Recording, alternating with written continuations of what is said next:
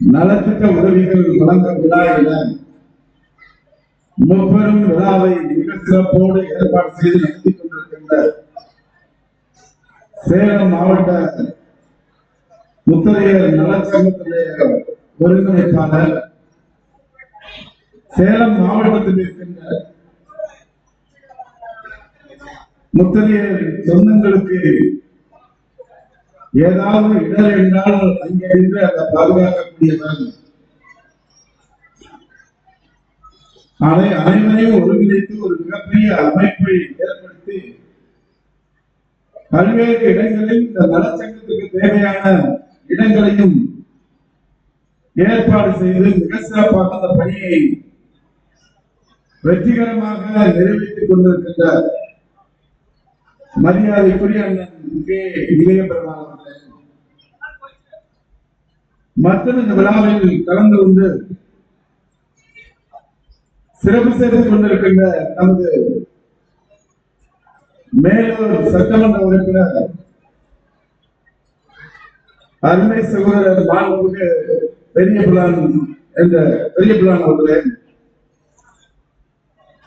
தம்மம்பட்டி பேரூர் கழகத்துடைய செயலாளர் மரியாதைக்குரிய விபிஆர் ராஜா அவர்களே, தம்மம்பட்டி பேரூராட்சி தலைவர் மிக சிறப்பாக இந்த பணியை நிறைவேற்றிக் கொண்டிருக்கின்ற விபிஆர் கவிதா ராஜா அவர்களே, நமது மாவட்ட சுற்றுச்சூழல் அமைப்பாளர் எனது அருமை நண்பர் மரியாதைக்குரிய டாக்டர் வி ராஜசேகர் அவர்களே, மரியாதைக்குரிய ஸ்ரீதர் அவர்களே, எல் பாபு அவர்களே, வார்டு செயலாளர் சதீஷ் கணேசன் அவர்களே, அக்பரலி அவர்களே, மரியாதைக்குரிய ஆர்காட் சேகர் அவர்களே, வேலூர் செல்வம் அவர்களே, ஆரணி செல்வம் அவர்களே, சென்னை ஆவின் ராஜேந்திரன் அவர்களே, நமது சங்கத்தினுடைய பொருளாளர் எஸ் எம் சுந்தரம் அவர்களே, கௌரவ தலைவர் மரியாதைக்குரிய அழகன் என்ற வெள்ளத்துறை அவர்களே, துணைத் தலைவர் கவுன்சிலர் இரா முருகேசன் அவர்களே, அரவிந்த் மோட்டார் எஸ் ரகு அவர்களே, உடற்கடை பி செல்வராஜ் அவர்களே, மரியாதைக்குரிய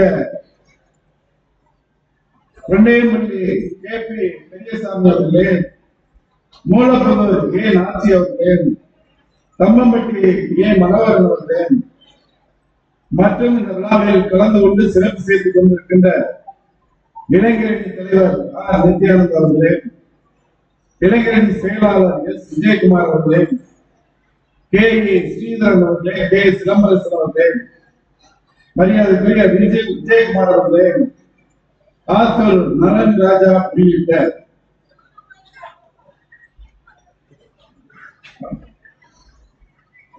சங்கத்தினுடைய செயலாளர், ஆற்றல் வாய்ந்த செயல் வீரர் அருமை சகோதரர் எஸ் பி செல்வராஜ் அவர்களே, இந்த விழாவில் கலந்து கொண்டு சிறப்பு சேர்த்துக் கொண்டிருக்கின்ற ஐயா பூசி தமிழரசர் உள்ளிட்ட தமிழ்நாடு முழுவதும் இருந்து வருகை தந்திருக்கின்ற முத்தரையர் சங்கத்தினுடைய பல மாவட்டங்களை சார்ந்த நிர்வாகிகளுக்கும், அருமை சகோதர சகோதரிகள், தாய்மார்கள், குழந்தைகள், மாணவ செல்வங்கள், உங்கள் அனைவருக்கும் எனது வணக்கத்தை அன்போடு தெரிவித்துக் கொண்டு, அண்ணன் குருசாமி அவர்கள் பேசிய பேச்சிற்கு வரிக்கு வரி என்னால் பதில் சொல்ல முடியும். நான் இன்றைக்கு நமது டிஎன்டி பற்றி சொன்னார். டிஎன்டி எப்படி போச்சு என்னன்னு அவருக்கு தெரியும். 1979ஆம் ஆண்டு அன்றைய முதலமைச்சர் திரு எம்ஜிஆர் அவர்கள் ஆட்சிக்கு இருக்கும் பொழுது டினோட்டிஃபைட் ரைட்ஸ் என்று சொல்லக்கூடிய குற்ற பரம்பரை என்று சொல்லக்கூடிய டிஎன்டி என்பதை அரசிலிருந்து வெளியேற்றிவிட்டு புதிதாக டிஎன்சி என்று கொண்டு வந்தார்கள். புதிய அரசாணை வெளியிடப்பட்டது டினோட்டிஃபைட் கம்பெனி. அப்படி தொடர்ந்து நாம் அந்த சலுகைகளை டிஎன்சி சான்றிதழை வைத்து நாம் பயன்படுத்தி வந்தோம். ஆனால் இடைப்பட்ட காலத்தில் டிஎன்டிக்கு ஒன்றிய அரசு நிறைய சலுகைகள் கொடுக்கின்றது என்ற ஒரு மாய தோற்றத்தை ஏற்படுத்தியதை அடுத்து கடந்த தேர்தல் பிரச்சாரத்தில் நமது மாண்புமிகு தமிழ்நாடு முதலமைச்சர் தலைவர் அவர்கள் அதிலே தேர்தல் பிரச்சாரத்தில் செல்கின்ற இடத்தில் நான் ஒற்றை சான்றிதழ் வழங்குவேன் என்று சொன்னார். கடந்த அதிமுக ஆட்சியில் இங்கே நமது பெரியபுலார் சொன்ன மாதிரி அப்பொழுது ஒருவருக்கே டிஎன்பின்னு ஒரு சர்டிபிகேட், அவருக்கே டிஎன்சின்னு ஒரு சர்டிபிகேட் கொடுத்தாங்க. உடனே ஒரு நபருக்கு 2 ஜாதி சான்றிதழா என்று பல விமர்சனங்கள் வந்தது. தலைவர் தேர்தல் அறிக்கையை சொன்னார். தேர்தல் அறிக்கையை நிறைவேற்றி இன்றைக்கு டிஎன்பி ஸ்லாஷ் டிஎன்சி என்று ஒற்றை சான்றிதழ் வழங்கி சாதனை படைத்தவர் மாண்பு தமிழ்நாடு முதலமைச்சர் என்பதை நான் துறையினுடைய பிற்படுத்தப்பட்ட நலத்துறை அமைச்சராக பொறுப்பேற்ற பிறகு 6,40,000 பேருக்கு தமிழ்நாடு முழுவதும் டிஎன்சி என்று அந்த சான்றிதழ் நான் வழங்கியிருக்கிறேன். அது மட்டுமல்ல, டிஎன்சி என்றால் 69% இடஒதுக்கீடு வந்த பொழுது நாடாளுமன்றத்தில் சட்டம் இயக்கப்பட்டு குடியரசுத் தலைவருடைய கையொப்பும் அனுமதி பெறப்பட்டு அரசிதழில் வெளியிடப்பட்டிருக்கு. 9A அட்டவணையில் இதெல்லாம் இடம்பெற்றிருக்கு. அந்த அட்டவணையில் டிஎன்சி என்று இருக்கிறது. அப்ப மாநில அரசாங்கம் 69% இடஒதுக்கீடை நிறைவேற்றுகின்ற பொழுது அது டிஎன்சி என்ற அடிப்படையில் தான் நிறைவேற்ற முடியும் என்ற அடிப்படையில் டிஎன்சி சர்டிபிகேட் மாநில அரசுடைய உரிமைகள் வேலை வாய்ப்பினை பெறுவதற்கு பயன்படும். அதிலே டிஎன்டி என்று சொல்லக்கூடிய அந்த சர்டிபிகேட் ஒன்றிய அரசுடைய இடஒதுக்கீட்டின் அடிப்படையில் ஏதாவது வேலை வாய்ப்பு கல்வி நிறுவனங்களில் வேலை கிடைப்பதற்கு அந்த இடஒதுக்கீடு பயன்படும் என்ற அடிப்படையில் இந்த சான்றிதழ் வழங்கப்பட்டு வருகிறது. 2026 இந்தியா முழுவதும் ஜாதிவாரி கணக்கெடுப்பு அளிப்பதற்காக ஒன்றிய அரசு அறிவித்திருக்கிறது. அதற்கு காரணம் தமிழ்நாடு முதலமைச்சர் அவர்கள் தொடர்ந்து இந்திய பிரதமருக்கு கடிதம் எழுதினார். சட்டமன்றத்தில் தீர்மானம் கொண்டு வந்தார். அதாவது ஜாதிவாரி கணக்கெடுப்பு நடத்த வேண்டும் என்று முதலமைச்சர் எடுத்த நடவடிக்கைக்கு வெற்றி கிடைத்திருக்கிறது. 2026 இந்த ஆண்டு ஜாதிவாரி கணக்கெடுப்பு நடத்தப்படும் என்று ஒன்றிய அரசு அறிவித்திருக்கிறது. அதை நாம் எதிர்பார்க்கிறோம். அப்பொழுது இங்க இருக்கின்ற பல சங்கங்கள் இருக்கிறார்கள், முத்திரையில் பல சங்கங்கள் இருக்கிறார்கள். அத்தனை சங்கங்களும் இணைந்து பேசி நீங்கள் என்ன முடிவெடுக்கிறீர்கள் அதை ஒற்றுமையாக பிரகடனப்படுத்துங்கள். அதை ஏற்று அரசு அதை வழிநடத்துவதற்கு தயாராக இருக்கிறது என்பதை நான் தெரிவித்தேன். நமக்குள்ளே பல கருத்து, குருசாமி அண்ணா ஒரு கருத்து சொன்னார், இங்க இருக்கின்ற இளையபெருமாள் அண்ணா ஒரு கருத்து சொன்னார். ஒற்றுமையா ஒரு கருத்தை நீங்கள் முடிவு பண்ணி பேசி தேர்தல் ஜாதிவாரி கணக்கெடுப்பு நடைபெறுவதற்கு முன்பாக தமிழ்நாடு முழுவதும் ஒரு அறிவிக்க கொடுங்கள். அதற்கு பிறகு அது சாத்தியமாவதற்கு வாய்ப்பு இருக்கிறது என்பதை நான் தெரிவித்துக். அதே மாதிரி நிறைய பேர் சொன்னாங்க இடஒதுக்கீடு பற்றி. இந்தியாவில் இருக்கின்ற மாநிலங்களில் பல மாநிலங்களில் இடஒதுக்கீடு பின்பற்றப்படுகிறது. அதிகமான இடஒதுக்கீடு பின்பற்றப்படுகின்ற மாநிலம் ஒரே மாநிலம் தமிழ்நாடு. 69% இடஒதுக்கீடை நாம் பயன்படுத்தி வருகிறோம், பயன்பெற்று வருகிறோம். அதற்கு காரணம் தமிழக தலைவர் கலைஞர். அண்மையில் நான் அந்தமான் சென்றிருந்தேன். அந்தமான் செல்லுகின்ற பொழுது அங்கே இருக்கின்ற கழக முப்பது விழாவுக்காக அங்கே என்னை அழைத்திருந்தார்கள். நான் பயணம் புறப்படுவதற்கு முன்பாக என்னிடத்தில் என்னுடைய உதவியாளர்கள் வந்து கேட்டார்கள், அந்தமானில் நமது முத்திரையை சங்க நிர்வாகிகள் அங்கே ஒரு கூட்டத்திற்கு ஏற்பாடு செய்திருக்கிறார்கள், வர முடியுமா என்று கேட்டார்கள். உடனடியாக நான் ஒத்துக்கொண்டேன். அந்தமான் சென்றேன். முதல் நிகழ்ச்சியாக இங்கே முத்திரையர்கள் நலச்சங்கத்தின் சார்பாக நடைபெற்ற ஒரு விழாவில், பரிசளிப்பு விழாவில், பாராட்டு விழாவில் கலந்து கொண்டேன். அந்தமான் எத்தனை பேருக்கு தெரியுமா? 4000 பேர் முத்திரையர் அங்கே இருக்காங்க. இந்த மாதிரி மண்டபம் தனியா முத்திரையர் கூட்டமைப்பு முத்திரையர் சங்கம் இந்த மாதிரி ஒரு மண்டபத்தை கட்டியிருக்காங்க. மண்டபத்தினுடைய மேடையில பாத்தீங்கன்னா 16 தோல்வியே காணாமல் வெற்றி பெற்ற பேரரசு பெருமிடுக மன்னர் சோழமாறன் சிலையை அங்கே அமைத்திருக்கிறார். எல்லாரும் நல்ல வசதியாக இருக்கிறார். நாங்கள் கோடீஸ்வரர்களாக இருக்கிறோம் என்று அவர்கள் சொன்னார். மகிழ்ச்சியோடு இன்றைக்கு என்னிடத்துல தொலைபேசியிலே பேசுகிறார்கள், நான் கேட்கிறோம். ஆனால் அந்தமானில் இருக்கின்ற அங்கே இருக்கின்ற தமிழர்கள் எனக்கு சொன்ன செய்தி, அந்தமானில் இடஒதுக்கீடே கிடையாது. எல்லாரும் போட்டி தேர்வு, அதாவது இடஒதுக்கீடு இல்லைன்னா ஓபன் போட்டி தான். அதுலதான் அவங்க தேர்ச்சி பெற்று பண்ணணும். அப்படியே இருந்தாலும் ஒரு 10 பேருக்கு தான்.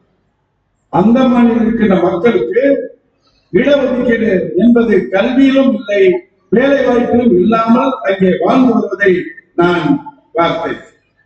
ஆனால் அப்படிப்பட்ட சூழ்நிலையில் தொடர்ந்து இங்கே இடஒதுக்கீடு, தனி இடஒதுக்கீடு வேண்டும் என்று கேட்ட சூழ்நிலையில் 1989ஆம் ஆண்டு வன்னியர் முத்திரையர் உட்பட 108 ஜாதிகளுக்கு 20% இடஒதுக்கீடை நிறைவேற்றி தந்த முதலமைச்சர் மாண்புமிகு தலைவர் கலைஞர் என்பதை நாம் மறந்துவிடக் கூடாது.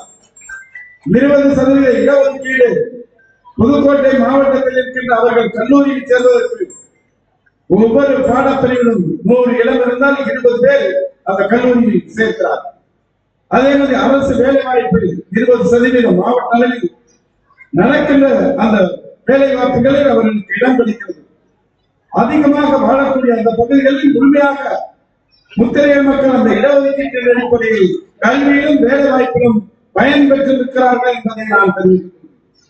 அதே மாதிரி இருக்கின்ற நமது அண்ணன் குருசாமி சொன்னார், இது எம்பிபிஎஸ் எப்படி அப்படின்னு.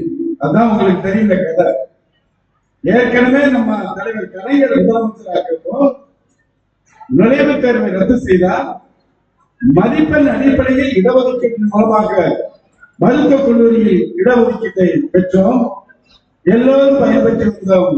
ஆனால் இன்றைக்கு நீட் தேர்வு என்ற அரக்கன் நம் பிள்ளைகளை மருத்துவக் கல்லூரியில் சேர்வதற்கு வாய்ப்பினை தராமல் மறுக்கிறது என்பதற்காகத்தான் தலைவர் கலைஞர் அவர்கள் வழியில் நம் முதலமைச்சர் நீட் தேர்வை வேண்டாம் என்று சொல்கிறார். அதையும் நாம் உணர்ந்து கொள்ள வேண்டும். தமிழ்நாடு முதலமைச்சர் தான் சமூக நீதி சிந்தனையோடு முத்திரையர் உட்பட அத்தனை மக்களும் கல்வியில் பொருளாதாரத்தில் உயர வேண்டும் என்று சிந்திக்கின்ற தலைவர் தமிழ்நாடு முதலமைச்சர் என்பதை நான் மகிழ்ச்சியோடு 4.5 ஆண்டு காலம் அமைச்சரவையில் தலைவர் இன்று இருக்கின்ற முதலமைச்சர் அருகிலே இருந்து பணியாற்றக்கூடிய வாய்ப்பை தந்து ஒரு சாதாரண குடும்பத்தில் இருந்த எனக்கு 2 முறை ஒன்றிய பெருந்தலைவர் போட்டியிடுவதற்கான வாய்ப்பு, 2 முறை ஒன்றிய பெருந்தலைவர், 2 முறை 2016 சட்டமன்ற உறுப்பினர், 2021 சட்டமன்ற உறுப்பினர், 2021 தலைவர் தமிழக முதலமைச்சர் அவர்கள் அமைச்சரவையில் இடம் தந்தார்.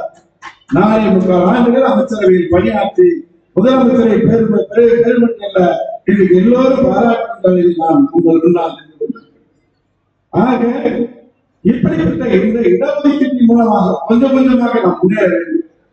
அதே அவர் சொன்னார் 3 பிரிவுகளாக பிரித்திருக்கிறார்கள்.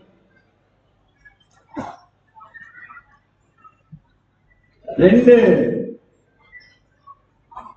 டிஎன்சின்னு ஒரு பிரிவு, எம்பிசின்னு ஒரு பிரிவு, வட மாவட்டங்களில் பிசியில 3 கூறுகளாக பிரித்திருக்கிறவர்கள் என்று சொன்னார்கள். சூழ்நிலைக்கேற்ப அந்தந்த மக்கள் பகுதி மக்களுடைய கல்வி பொருளாதாரம் எந்த நிலையில் இருக்கிறதோ அவர்களை உயர்த்துவதற்கானதான் இந்த இடஒதுக்கீடு என்பதை நாம் உணர்ந்து கொள்ள வேண்டும். தென் மாவட்டங்களில் இருக்கின்ற மக்கள் வாழ்க்கையில் கல்வி பொருளாதாரத்தில் மேம்படுவதற்காக அவர்களுக்கு டிஎன்சி சான்றிதழ் வழங்கப்படுகிறது. மத்திய மாவட்டம் உட்பட இங்கே இருக்கின்ற நாம் அனைவரும் இடஒதுக்கீடு பெறுவதற்காக எம்பிசி, வட மாவட்டங்களில் இன்றைக்கு பிற்படுத்தப்பட்ட பிசி பிரிவில் இருக்கிறார் என்றால் இவற்றையும் ஒருங்கிணைக்கக்கூடிய வாய்ப்பு ஜாதிவாரி கணக்கெடுப்பு எடுத்ததற்கு முன்புதான் ஒரு முடிவுக்கு வரும் என்பதை தெரிவித்துக் கொள்கிறேன். அதோடு மட்டுமல்ல, இங்கே நமது பெரியபுரான் அவர்கள் எம்எல்ஏ சொன்னார், நம்ம சமூகத்தை சேர்ந்த பெண்கள் தான் படிக்கிறார்கள், ஆண்கள் படிப்பதில்லை. அது தவறு. நான் இந்த தம்பம்பட்டிக்கு வருவதற்கு முன்பு ஒரு 100 இளைஞர்கள் என்னை வரவேற்றார். வரவேற்று என்னோடு புகைப்படம் எடுத்துக்கொண்டார்கள்.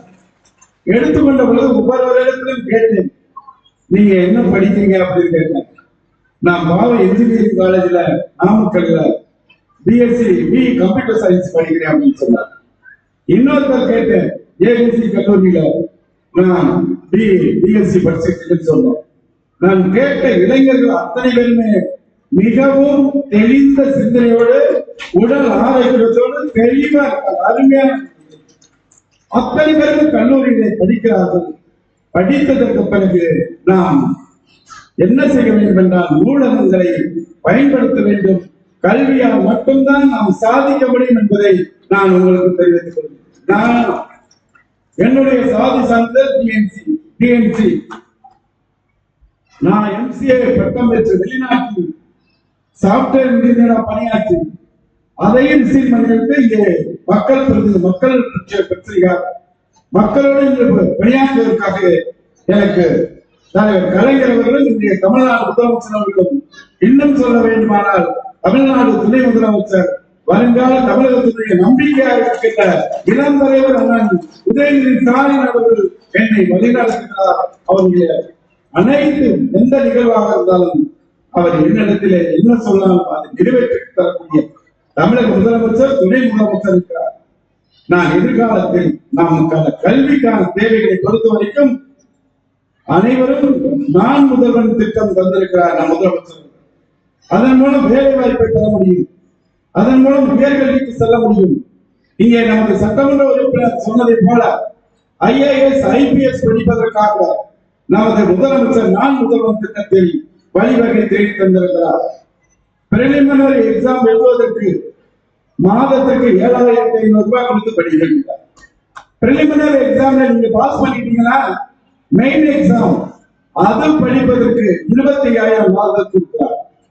மெயின் எக்ஸாம் பாஸ் பண்ணி இன்டர்வியூ போறீங்களா, அதுக்கு 50,000 என்று இதுவரைக்கும் 2 ஆண்டு காலத்தில் 150 பேர் யூபிஎஸ்சி தேர்விலே ஐஏஎஸ் ஐபிஎஸ் தேர்ச்சி பெற வச்சிருக்கின்ற தலை சிறந்த முதலமைச்சர் வாழ்கின்ற மாநிலம் தமிழ்நாடு. 2 நாள் அறிவிப்புகள், அரசு ஊழியர்களுக்கான பழைய ஓய்வூதிய திட்டத்தை இன்னைக்கு தமிழ்நாடு அசூர்ட் பென்ஷன் ஸ்கீம் என்று சொல்லக்கூடிய தமிழ்நாடு அரசின் உறுதியளிக்கப்பட்ட அந்த பென்ஷன் திட்டம் அரசு ஊழியத்திலே இன்றைக்கு வாழ்வார்த்திருக்கிறார் தமிழ்நாடு முதலமைச்சர்.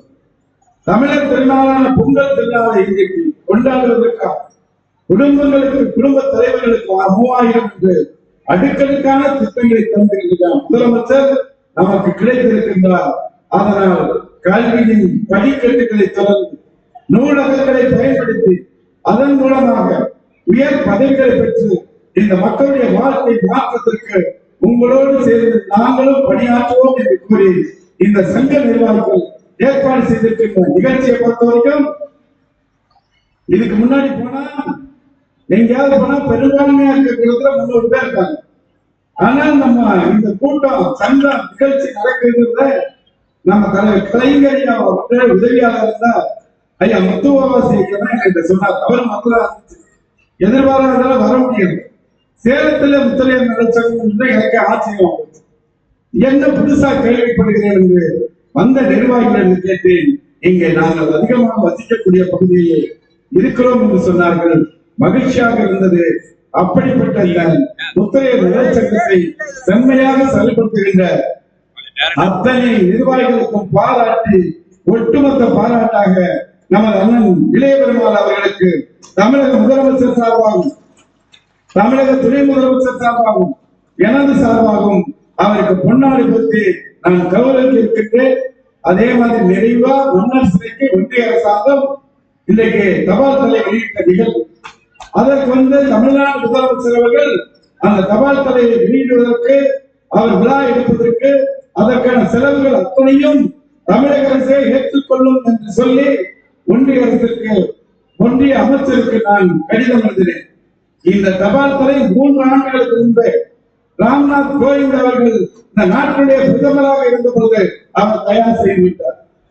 அவர் அந்த தபால் தலையை அவர் வெளியிட்ட பிறகு டெல்லியில இதே இருக்கின்ற டாக்டர் சந்திரசேகரன் உட்பட அத்தனை பேரும் விழா அரங்கம் எல்லாம் ரெடி ஆயிடுச்சு. வெளியிடக்கூடிய நிலையில் அதை அன்றைக்கு அவர்கள் தடுத்த முடியாது என்பது தெரியும். அதன் பிறகு விழாவை ரத்து செய்துவிட்டு நாங்கள் வந்தோம். தேர்தலுக்காக இப்படி வருகிறார்கள். எப்படி வந்தாலும் தமிழர்கள் இது தந்தை பெரியார் மண், பேரறிஞர் தந்தை அண்ணா பிறந்தவன், முத்தமிழறிஞர் தலைவர் கலைஞர் வளர்த்த மண்ணில் தம்பம்பட்டியில் திராவிட முன்னேற்ற கழகம் கோட்டையாக இருக்க போவதில்லை. நாம் தலைமுறை முதலமைச்சருக்கு உறுதியாக இருக்க வேண்டும் என கேட்டு விடைபெறுகிறேன். நன்றி, வணக்கம்.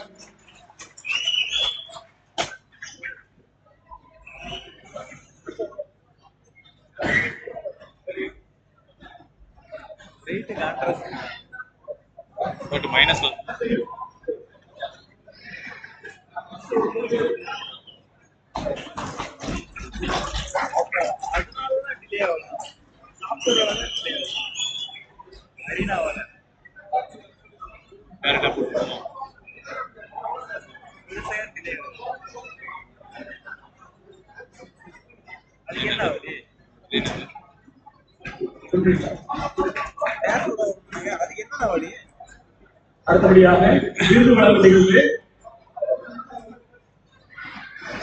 நமது முத்திரை நாளை சார்ந்த உலக சாதனையாளர் பெற்ற நாட்டுப்புற கலைஞர் தமிழக அரசின் கலைமாமணி விருது பெற்ற வடப்பக்குடி வீரசங்கர் அவர்களுக்கு சேலம் மாவட்ட முத்திரை சார்பாக வாழ்நாள் விருது வழங்கப்படுகிறது. அனைவரும் இருவரும் கூட்டி அவரை ஆரவாரம் செய்து வரவேற்போம்.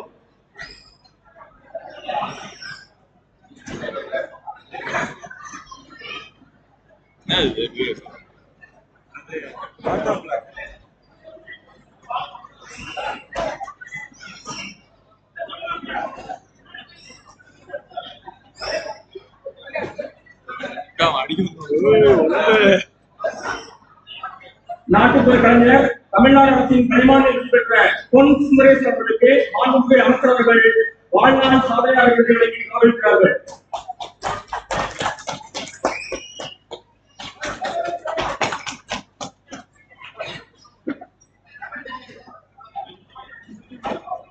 ஸ்டேஜ் மேலே பண்ணிடலாமே ஸ்டாப் ரெக்கார்டிங்